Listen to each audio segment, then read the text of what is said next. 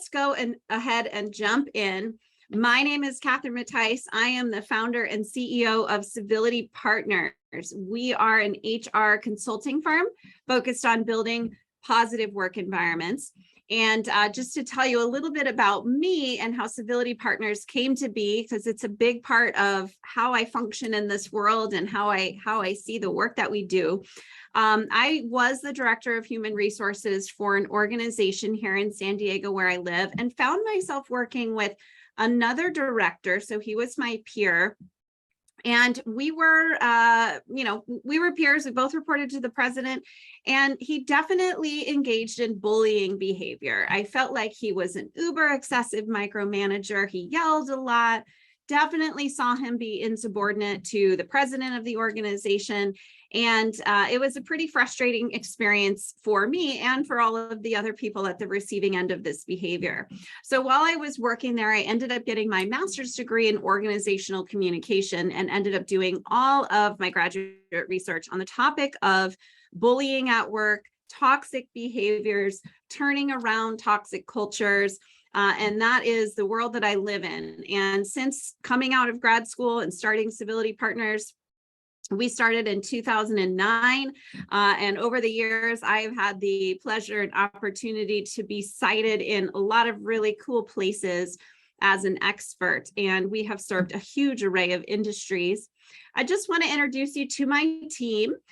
Rebecca Del Secco is a big person behind this webinar today. So big thanks to Rebecca. She is my people and culture consultant. She works with me on a lot of our consulting projects where we're doing workforce surveys and then turning that culture around.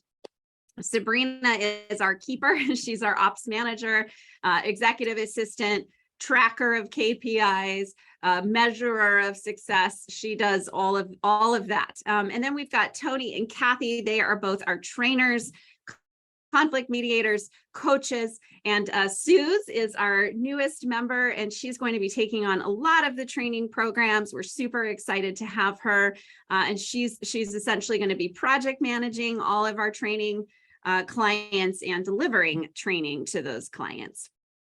All right, and since 2009, we have had the pleasure, as I said, of serving a huge array of clients, from small business, the little 7-person law firm down the street, all the way up to Chevron and other big places. So what we're going to talk about today is how to lean in to your culture and use your culture as a way to recruit and hire and employer branding, and just making sure that your culture is really speaking to potential candidates out there in the world. And so I'm curious, I would love to hear from you. What brought you here today? And I'm going to go ahead and launch a poll just so I can get an idea. What brought you here today? Why are you interested in this topic?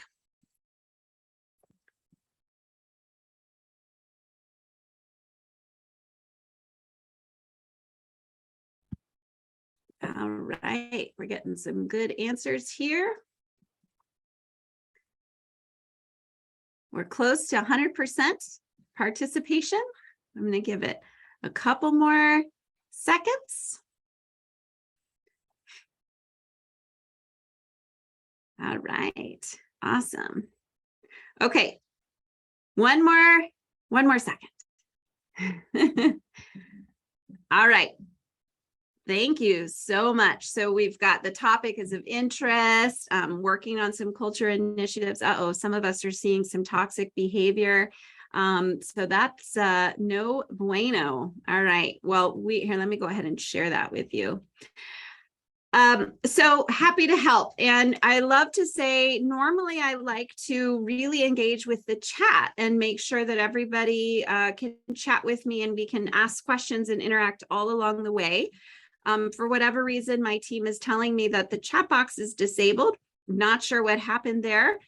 So what we're going to do instead, in the interest of engagement and being able to interact with you, is if you have a question or a comment, or you want to push back on me, or you have your own thoughts or an example to share, whatever it is you want to say, please raise your hand and I will unmute you, and then we can have you participate that way. So I'm really sorry about the chat. Not sure what happened there, because I do normally love to chat with the chat box. So please, again, raise your hand, and then I will unmute you and allow you to ask your question or give an example or comment by all means. Okay, so before we jump into the topic at hand, let's set the stage. Nearly 2 in 5 say that they have rejected a job or assignment because it did not align with their values. Meanwhile, those who are satisfied with their employer's societal and environmental impact and their efforts to create a diverse and inclusive culture are more likely to want to stay with their employer for more than 5 years. So in essence, your culture, your ability and interest in bringing in diverse candidates and creating equity and inclusion, these are the types of things that are going to help with retention. Some other stages to set here. The plot thickens. 4.53 million workers quit their jobs in March of 2022. 4.51 million workers quit their jobs in 2021. So it's like COVID hit in 2020. We saw lots of layoffs. We saw a mass exodus after that, and we're still seeing that mass exodus. You've probably heard this. I'm probably not saying something you haven't heard before, but with everything going virtual and organizations realizing they can recruit from all over the place, they don't have to recruit from within their own geographic location. And employees realizing, hey, I can apply for a job somewhere else. I don't have to stick in my geographic location. The world opened up for candidates and employers where people were saying, I can leave this organization where I'm not happy and easily find something else because the job market has opened up for me. I'm not stuck searching for a job only in my area. Some other stages to set here. One is that employees are definitely seeking work-life balance. And so millennials represent the yellow bars here on this slide, and Gen Z are the blue. So work-life balance is super important to your workforce. Learning and development opportunities are also super important to your workforce. So these are the types of things you need to put out there in the world when you're recruiting and as part of your employer branding, that you offer work-life balance, that you offer learning and development opportunities.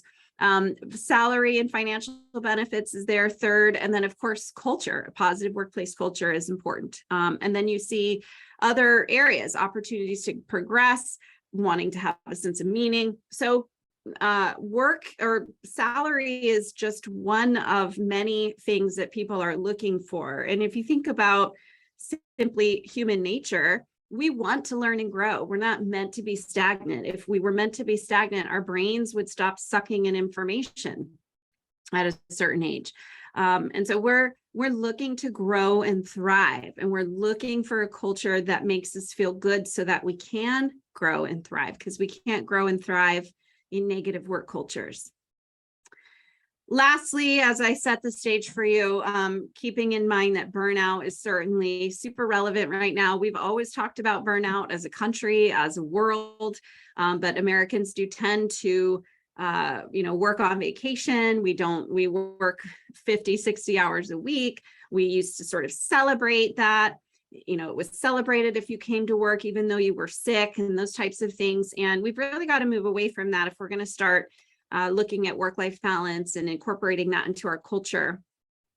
Something else related to burnout, which is interesting, is that the highest predictor of burnout is toxic behavior. In other words, if you're seeing toxic behavior in your workplace, such as bullying or kind of aggressiveness or abrasiveness, that is an indicator that the person engaging in that behavior is burning out or is already burnt out.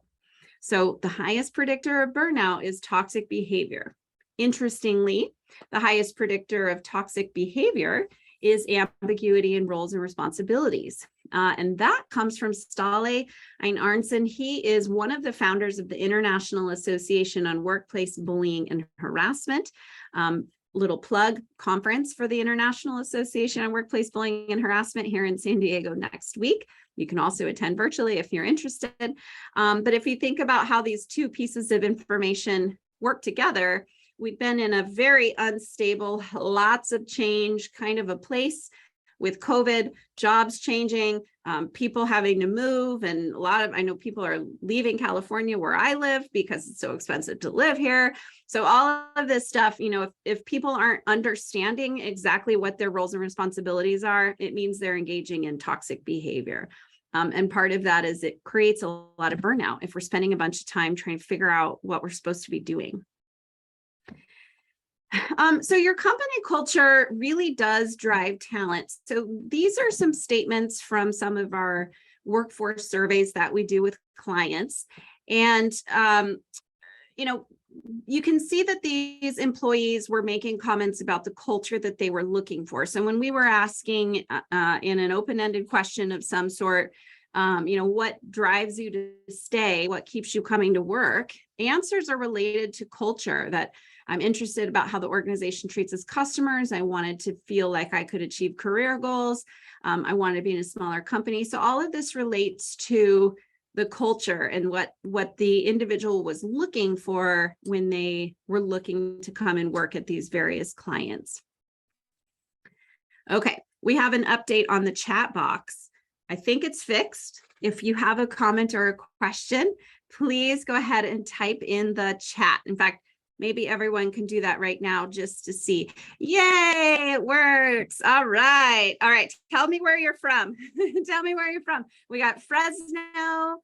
Where else? Tell me where you're from. Ohio, Long Beach, Thornton, Colorado, Scottsdale, Indiana, Middlebury, Missouri, Ohio. Gosh, it's coming through so fast. New York, Corte Madera, Rochester, New York, Philadelphia. Okay. Yay to my team. We got it fixed. That would be Rebecca. So everyone say, thanks, Rebecca. We've got some Canadians in the house. Love it. Okay. So back to my comment about the chat. I do absolutely love to chat with the chat box. So please, please, please type in your questions, comments, and thoughts, and we will interact. Okay. Ooh, we got Dubai. Someone calling in from Dubai. Love it. Okay. So the last thing I just want to point out before we sort of jump into the heart of the webinar around recruiting is the employee life cycle. And so if you think about what your organization's culture looks like, you have to think about the fact that your employees are rotating through this cycle. And so we're going to talk about pre-hire and recruiting today, but we're also going to talk a little bit about that space in between retention and exit. And so when you're thinking about culture, you want to be thinking about where in the life cycle do you ingrain culture, and hopefully we can help you with some of that today as we go through this webinar. What I know from experience in talking to HR professionals out there, for example, when I go and speak at conferences, I always ask for a raise of hands. How many of you use core values in your onboarding or your hiring and recruiting and your onboarding? And 100% of people raise their hands. And then I'll ask, how many of you use your core values in other aspects of the culture? And a lot of times those hands go down. So we've really got to make sure that if we're selling culture as part of our recruiting and our employer branding, that is in fact the culture that exists. So now I'm so glad we got the chat fixed, because now we can talk. I'd love to hear from you. Please do type in the chat. What sets your organization apart from others? What is your unique value proposition? So why do people work for you? And once they come, and apply and get hired, what keeps them coming back? So I'd love to hear some of your responses there. What sets your organization apart from others? Okay, you have good teams, you're family oriented, our people rock. Thanks, Kathy. It's another one of my team members. It's a hard question because we're corrections. I love that. Let's talk about that for a second. People become corrections officers for a reason, right? Is it that, what sets your corrections department or the way that your culture works with your corrections officers? Is it different in some way than another area? So definitely something to think about. Core values, teamwork. We treat our employees like human beings. Love that. Your mission, your services are unique. You're flexible. You're changing lives. I love that. We're inclusive. We make a difference in the life of children. Workplace flexibility, no micromanaging. Our unique child services, flexible workforce, excellent salaries, our values. The leadership team cares. The resources you offer your community, awesome. So this is what's attracting your potential candidates out there, your potential employees, right? So what we're talking about is employer branding.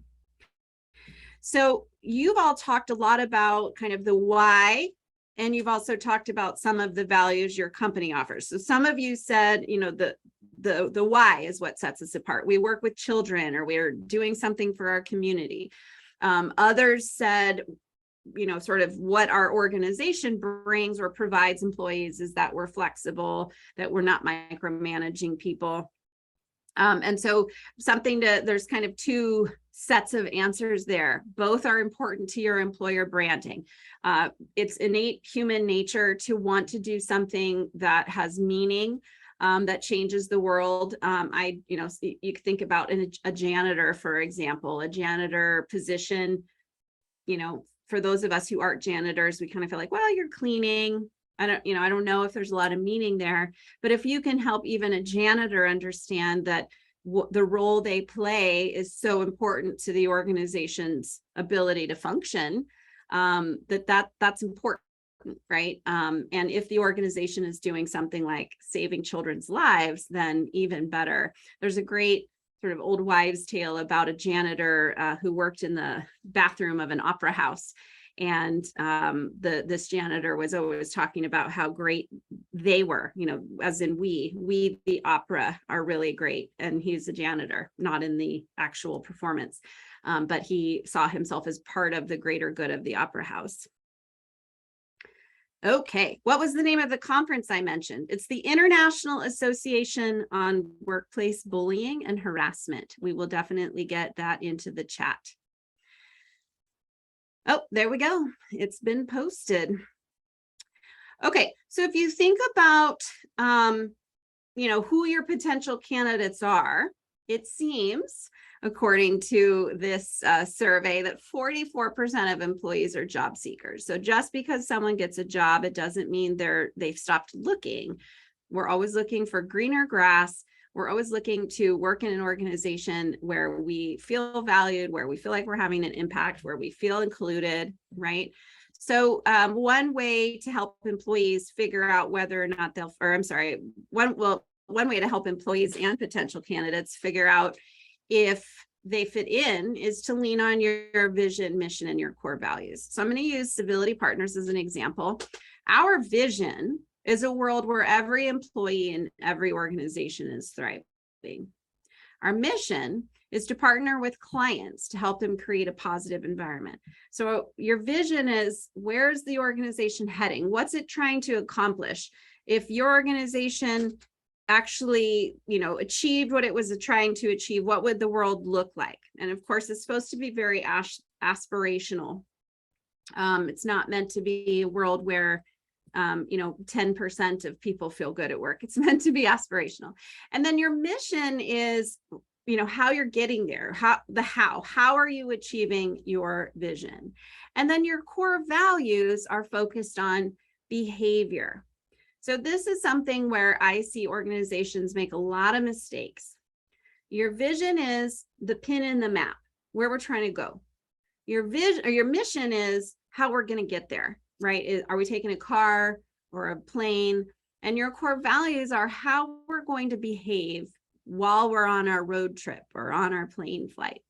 And so many organizations use core values in their onboarding, in their recruiting, but they're not actually using their core values regularly all throughout the organization all the time.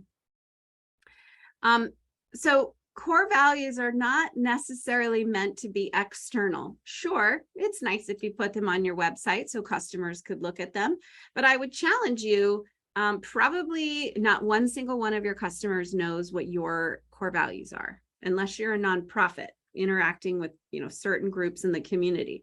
I don't know the core values of my cell phone carrier, my, property manager. We don't know the core values as customers.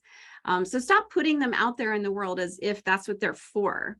Core values are meant to dictate the behavior of the people inside your organization.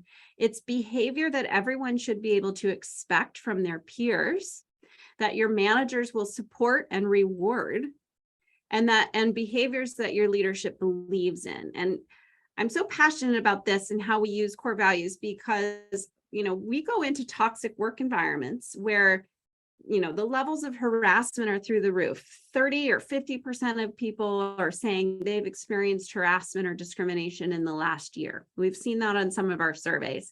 And I'm thinking, well, that's interesting because one of your core values is respect and inclusivity.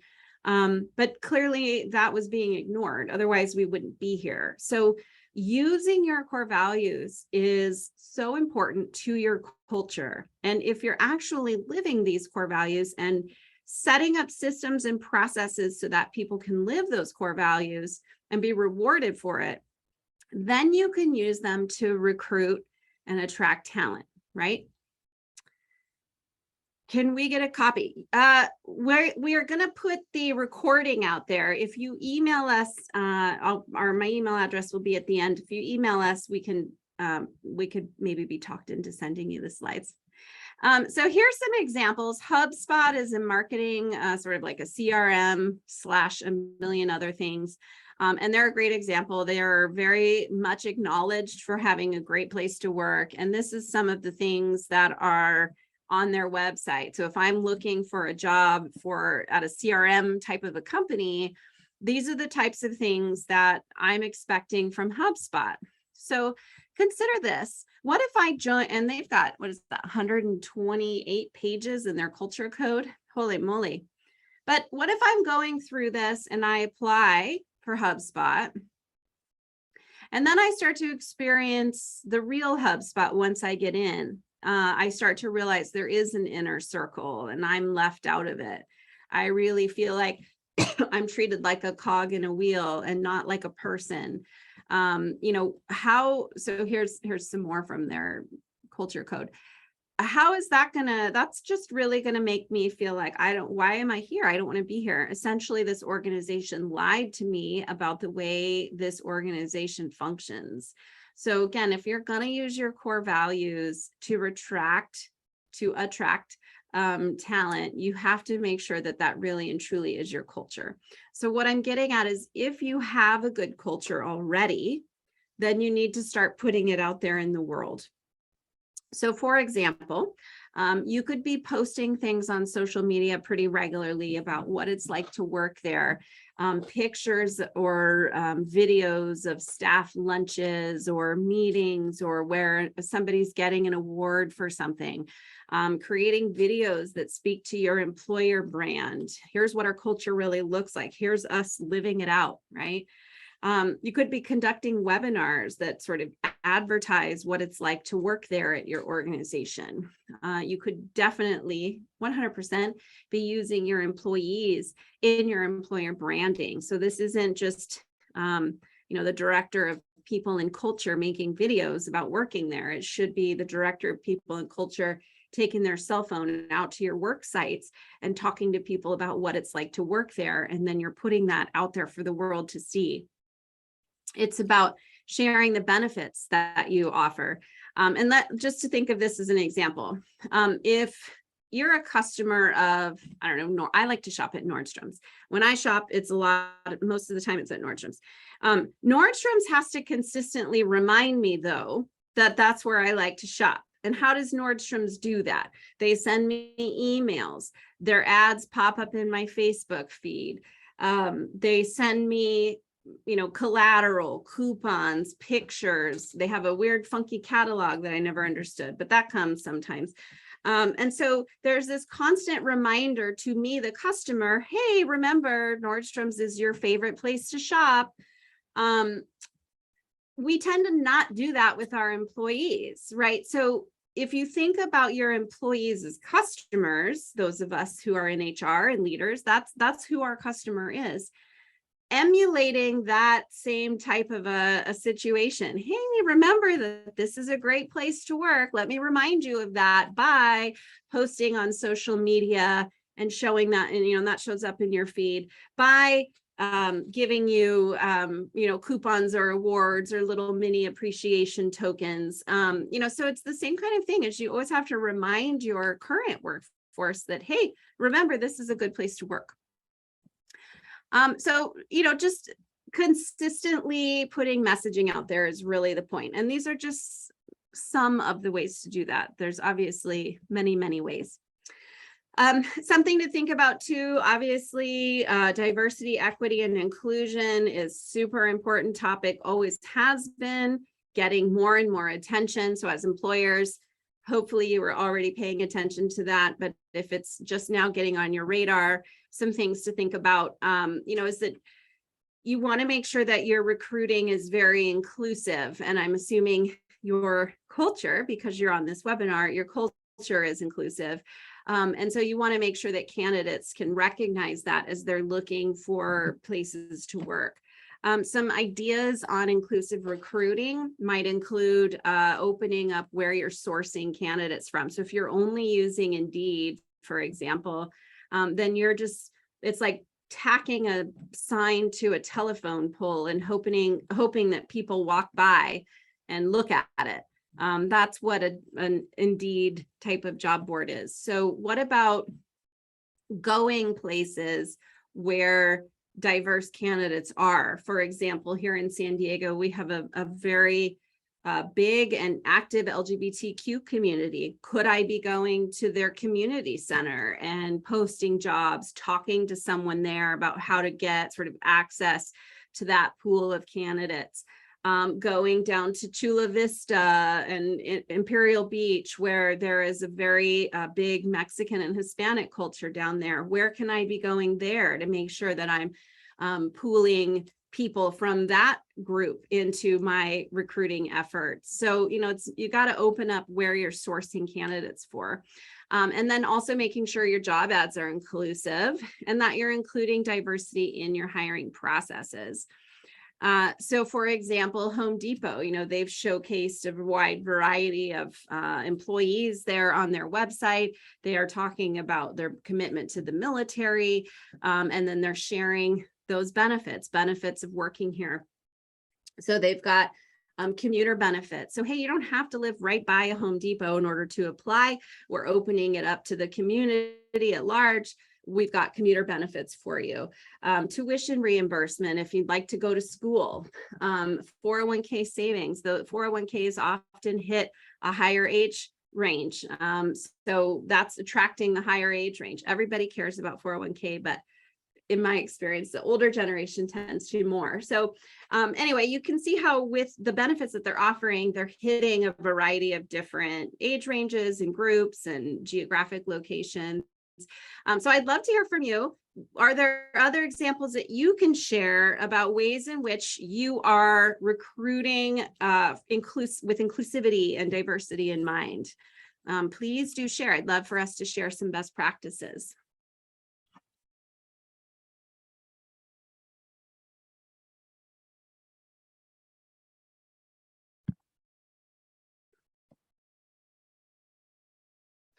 We've got some votes for a copy of the slides. I'm asking for examples of things that your organization is doing for inclusive recruiting and hiring. What other things are you all doing out there? Okay, employee resource group panels for new hire recruitment events, re-evaluating required skills. For sure. Extending maternity benefits to paternity. Using websites and magazines that appeal to specific demographics. Ooh, using a tool that specifically targets underserved populations. I'd love to hear what that tool is. Okay, reviewing the images in your ads to make sure they're inclusive, not requiring a college degree. Seek out. All right, Seek Out is the tool being used.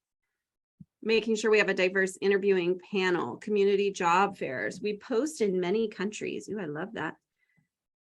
Looking at corporate memberships, can we put job postings in the memberships? Chambers of Commerce is an example. Awesome. Yeah, so some of you said it, rethinking what is actually required of the position. Does it require a bachelor's degree, or is that just like a nice to have and it doesn't actually require a bachelor's degree? Also be thinking about the wording. Is it gender neutral? Are there biases in there? And that's why you need the diverse panel for help on this, because we all have biases. We're all going to miss things. So the more people that can review your job postings and your interview questions and those types of things are going to be key. I also would suggest putting job ads out there, that speak to your culture. So the example I always use is when you're booking hotels, you're not booking a hotel based on all the fine print, right? You book a hotel on Expedia based on the pictures and the few things that they've highlighted for you. That's a job ad. The stuff that you see on Expedia, that's a job ad. And then you can use your job description in the interview process. So then during the interview, or maybe even before the interview, you send the job description over and say, hey, this is the fine print about working here and what your job entails. But you have to think of job advertisements simply as a way to attract talent. And so again, the more diverse your group is in the hiring process, it's going to help mitigate bias. It's going to provide new perspectives. It's going to educate others as you learn about your own biases, for example, and definitely shows candidates that you value diversity. So I want to throw out to one other place to sort of recruit from is your own workforce. So we, of course, as we're doing surveys, we're often hearing that one of the common themes that we see is that employees feel like they don't understand their role in the organization, where they're going to grow to, what their plan is, the career path, the career map. And they want to know that. And that ties into their professional and personal development. And we have found that succession planning is a great way to offset that feeling that your employees might have. So some pitfalls first with succession planning is that, of course, we have the presence of unconscious bias. We might choose people with similar backgrounds to us, and there's often not a lot of accountability unless you're engaging in a formal succession planning process. So just to kind of use a case study from one of our clients, we found in their survey that as expected, that employees felt like they didn't really understand how they could grow in the organization, where they were growing to. And this is a government agency. We know tenure tends to last a lot longer in government agencies versus the rest of us out there in the world, the rest of the employers. And so we're working with them on succession planning. This is one of Rebecca's projects. Kudos to Rebecca. So we are looking at how can we bring people up in the organization. So by helping them figure out what their path is, then we can help them figure out what they need to learn and grow in order to fulfill potentially some position in the future. So as the people, at the top, for example, are starting to retire, then we can pull up people from within, and then everybody else sort of moves up a step, right? Obviously, it's not that clean and smooth, but that's the idea in theory. So you want to be thinking about, if you have, for example, people who are looking towards retirement, how do we figure out who could take their role? And is it a position that we should be hiring for externally, or could we be pulling up someone from the ranks below? So thinking about job performance, thinking about people's aspirations to grow and learn, and then for sure, thinking about core values. So that's something else we see where we are coaching toxic leaders, for example, who are not exemplifying the organization's core values, but they're high performers. And so they're allowed to engage in behavior that's not helpful. And so you got to be careful about promoting people or rewarding people who are engaging in behavior that you don't necessarily want to be perpetuating in your organization. So you've got to make sure that you're removing risk factors for unconscious bias, looking at, are these obvious solutions just because they look just like me or think just like me, or are we really looking at skills, and then certainly embedding accountability. So I want to give you an example of this in action for our case study here with a very recent client. We just closed this project out a couple of weeks ago. The process was that we interviewed the people who were going to be retiring out, and this was a government agency, and we had 5 who were kind of on their way in the next few years. So interviewing them to find out, what does your job really look like? And does it match the job description? Where are the discrepancies? What else are you doing beyond what's in the job description? What are you not doing that's in your job description? We interviewed their bosses then.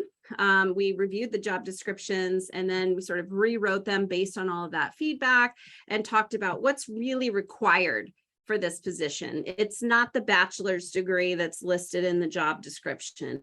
It's actually that they're able to do X, Y, and Z. And maybe the options for the person who's going to be promoted in doesn't have X, Y, and Z, but hey, we could probably get it to them. We could get them the right resources. So, succession planning is a really great way to sort of internally recruit by transferring knowledge. It helps people grow within your organization as opposed to having them go find growth opportunities elsewhere. And so it's just a really great way to say to your employees, hey, we want you to stay, we want you to grow internally, and we're prepared to support you in doing that. Beyond that, as I mentioned at the beginning, a big predictor of people staying in your organization is the feeling that they are getting opportunities to learn and grow.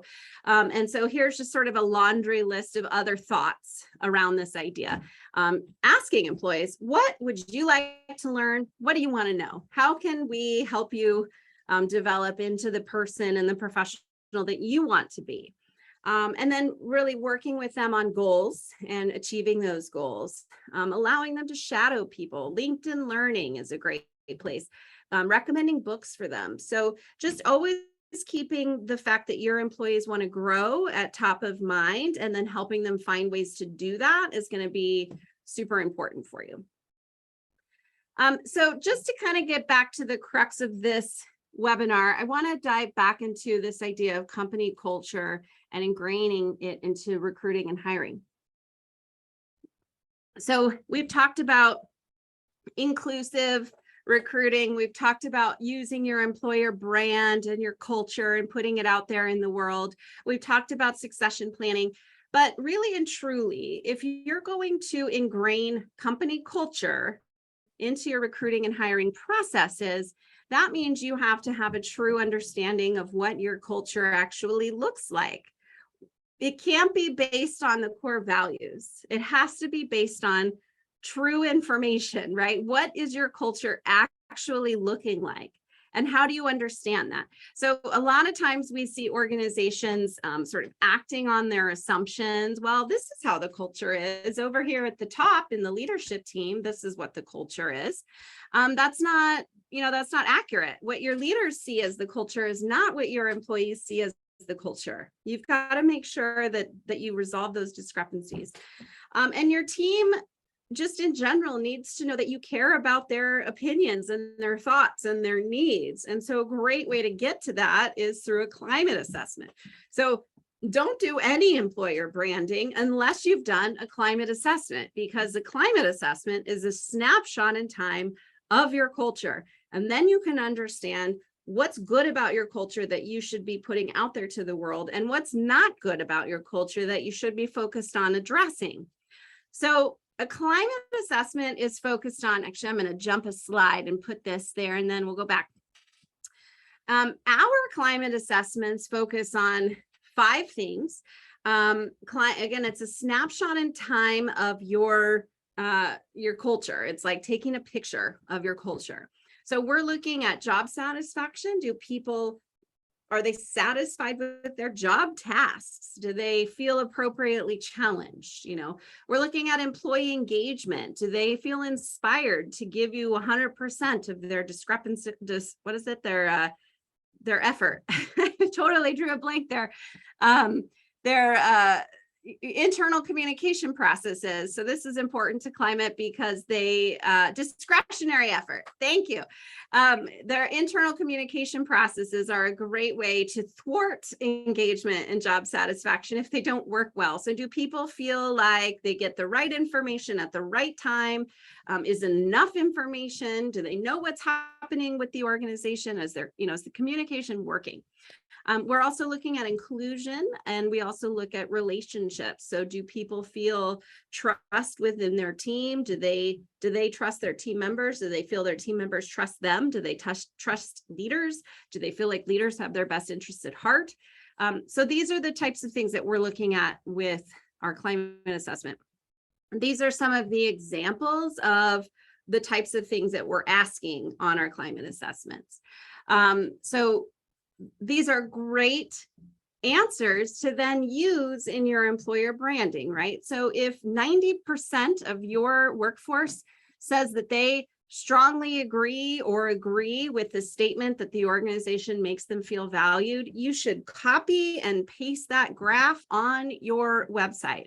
Look at what our employees have to say about working here.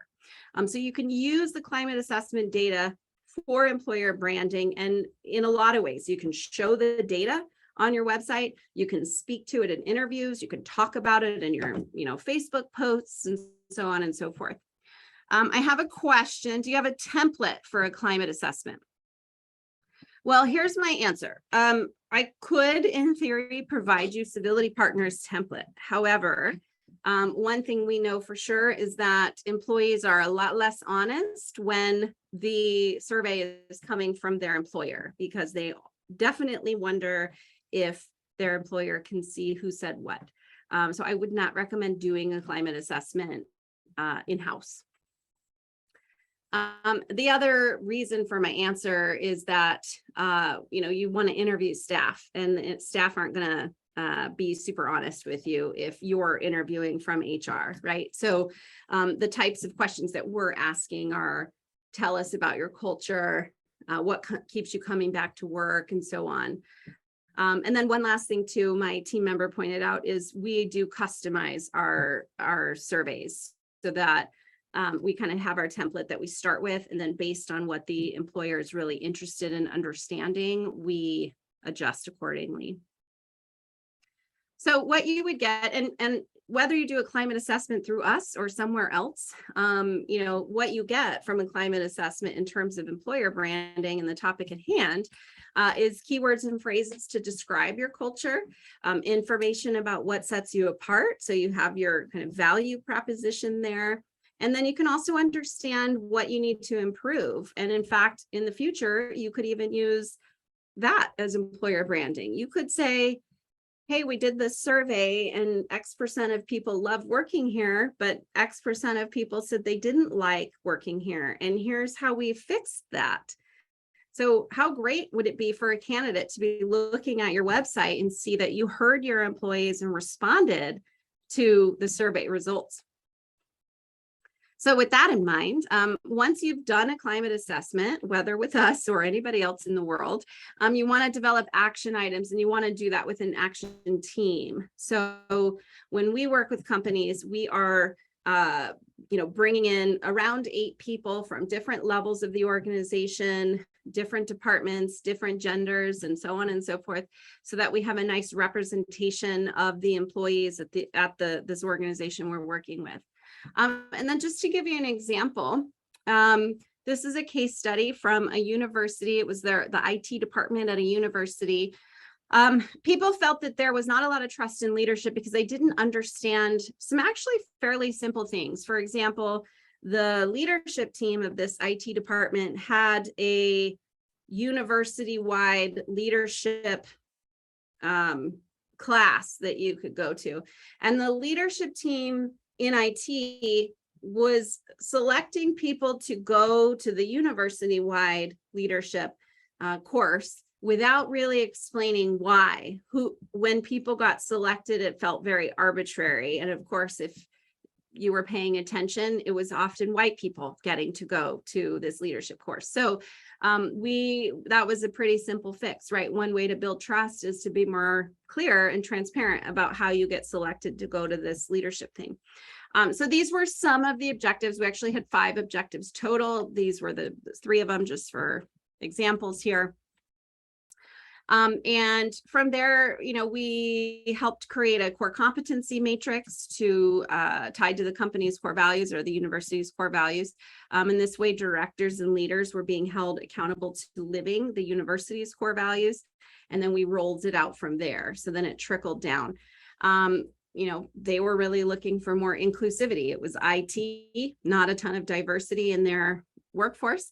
So one thing we did was crowdsourced a list of job boards, and we ended up with over 40 places to post job openings, just by asking the employees, where do you think we should be posting? Also crowdsourced a list of interview questions that employees wanted to be asked in the interviews to make sure that new people coming in could live in this more inclusive environment they were trying to create. So these are some of the examples of the ways that we were able to help turn the culture around. And now this IT department could use their culture for employer branding. So I'd love to see if anybody has any questions about the climate assessment or how it translates into recruiting and hiring. And again, the basic answer is that if you understand your culture in a very deep way, then you can really use that for employer branding. And that's how you're going to really ingrain your culture into your recruiting and hiring. So I'd love to spend the last few minutes here answering any questions. Does anybody have any questions for me or comments or examples? And while we do that, while you put your questions in there, I'm going to ask you a question. If you're interested in learning more about climate assessments with civility partners so that you can understand your culture, we would love to have you check mark yes or no, and then we know to obviously reach out to you and see how we might be able to help. And while you're filling out the poll, do also fill out your questions. I'm here as a resource for you. And you have the whole audience as a resource for you, so we can ask each other questions.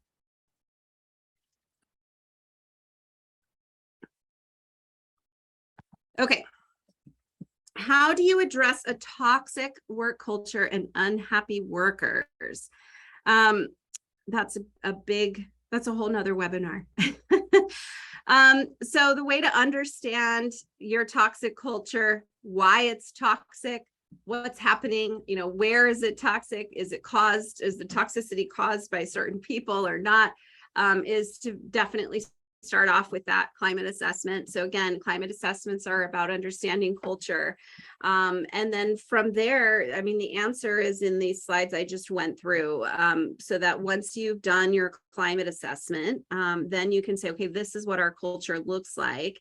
And how do we fix it? And you do that through that action team. And the reason we use the action team is it helps build trust, right? And buy-in into the change process, versus if we were going to say, here, we're going to take all of these leadership team members that you don't trust because you have a toxic culture, and we'll all make a plan, and then we'll tell you what it is. So this is a way to increase trust and transparency by using the action team. So we take the action team through a series of strategic planning meetings, and in the end, you have something that looks a lot like what I shared. You have the objectives that you're going to try to meet in the next 6 to 12 months. And then you have a list of action items that fall within those objectives.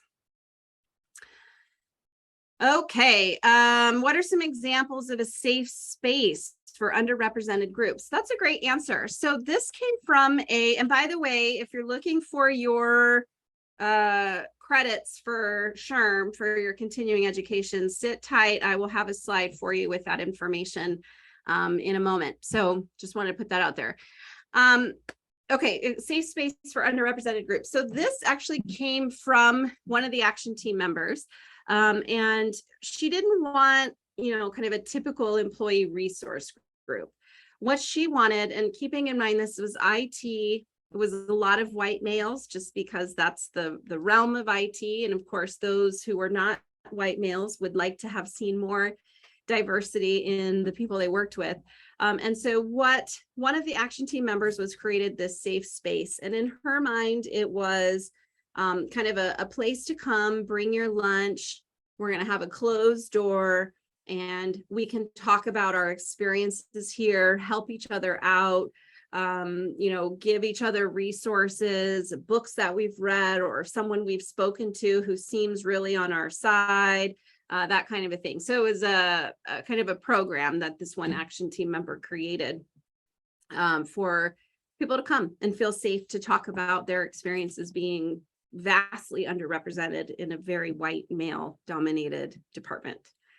So that's my answer. Hopefully that answers it for you. What's the right level of employee autonomy? How can you judge the correct amount of autonomy, particularly in a public nonprofit organization? Even with a third-party assessment, employee trust can be lower, especially when the results are shared.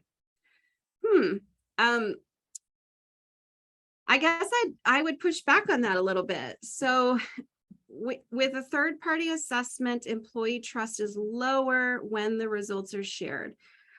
So what we found, so when we do, I guess I can only speak for us. What we do is give the leadership team, the whole shebang. They get a nice, very long report with all of the data. And one thing that we do that's really cool that other survey vendors don't do is we take all of the qualitative data, all of the answers to the open-ended questions, and all of the answers from our interview notes.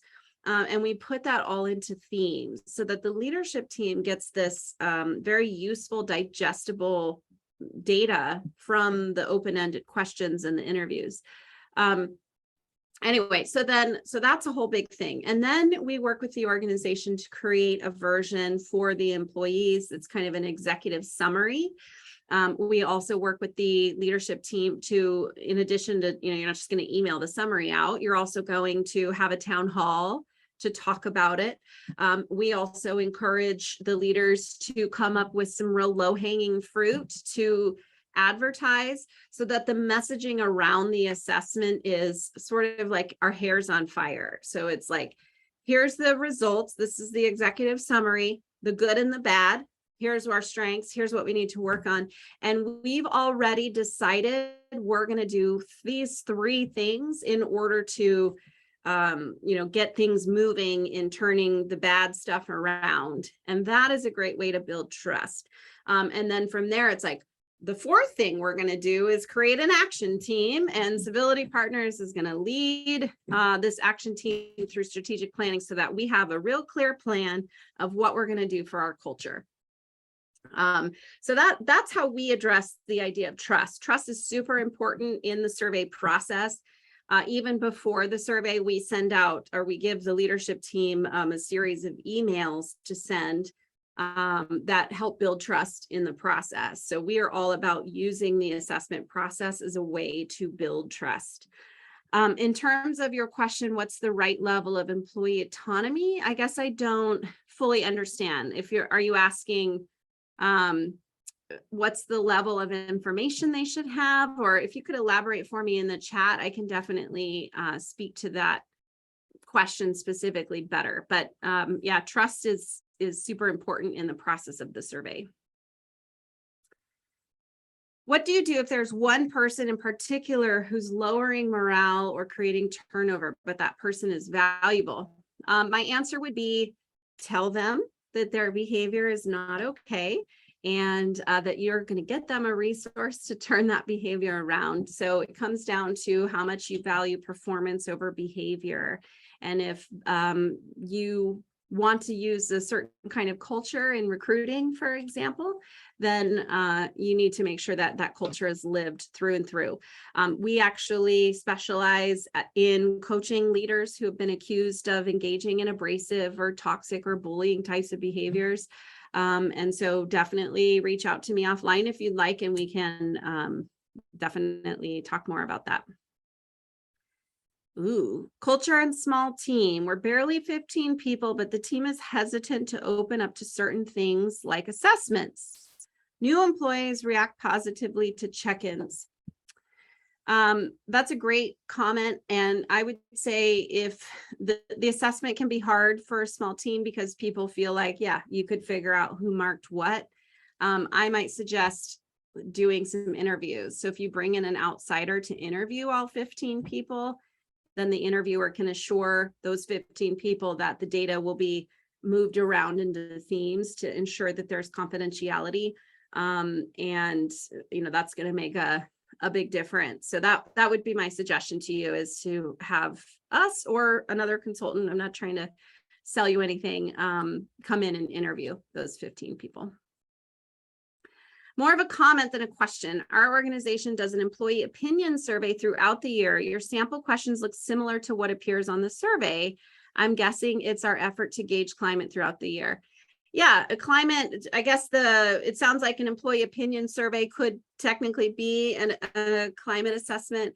The reason, or just make sure you're not using an engagement survey, right? So engagement is one thing.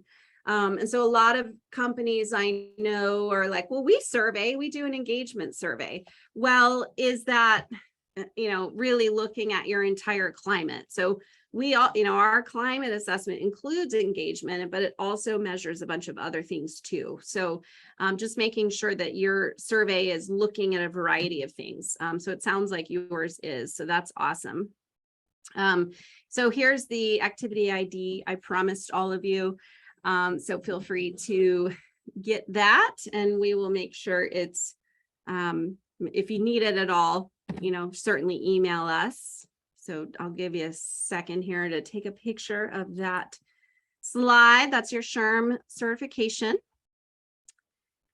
And lastly, I'll just put my contact info there. So my contact information is info@civilitypartners.com. I'm going to put that in the chat as well.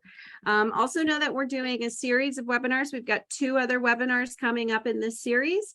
And then if you have employees in California and they need to do their sexual harassment or anti-harassment training, please do sign up for that as well. You can sign your employees up. We offer a free harassment prevention training, and I can guarantee you it's better than any other harassment prevention training that your employees are going through. And it's free because we care so much about people feeling good at work.